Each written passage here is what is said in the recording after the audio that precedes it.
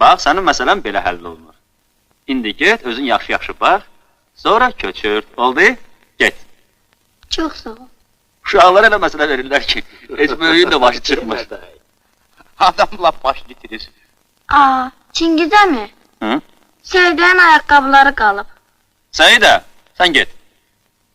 Səidə. Çəkmələri niyə çıxartmırsan? Ayağını sıxır.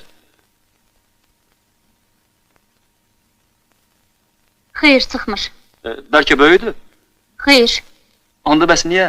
mən qonaqdan zəhmət haqqı almıram.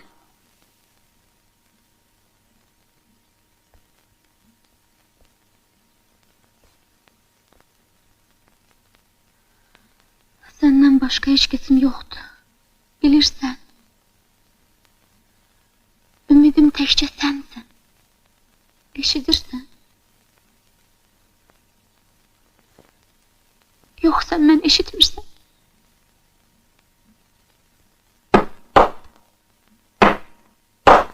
Ay Şərif, mən başa düşə bilmirəm. Bura poçtur, yoxsa kütüpxanə. Üç gündür gəlirəm, salam. Nə məktub gəlir, nə qəzet. Axı bana nə haqq hesabdır? Ben burada başımı itirmişim. Bu olmadı Sen de ki. keyfin gelip.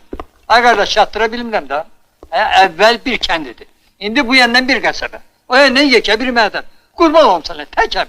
Çattıra bilmem. Hoş geldin yeri. Demək bundan sonra özümüzə poçtalyanlıq edək. Dur gedək. Salam dur. Şərif dayı.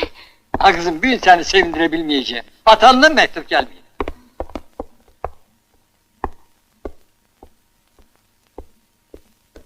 Bəs bu nədir? Bu məktub bizim qonşumuz Nisə xalyadır ki... Vay, hələ Səlimə xalya da var, oğlundandır. Bir bura bax, gör nə qədər adam sevindirmiyorlar Şərif dayı. Nə çox məktub var, verin mən paylayıb. Bacararsan kızım. Əlbəttə bacararam. Hiç bilirsen burada neler yazılır. Bu mektuplarda gəm, qüssə, kədər, müsibətlər var. Bunları sahiplerine nice çattıra bilirsən bala? Şərif dayı, məktubların kamısı elə deyil.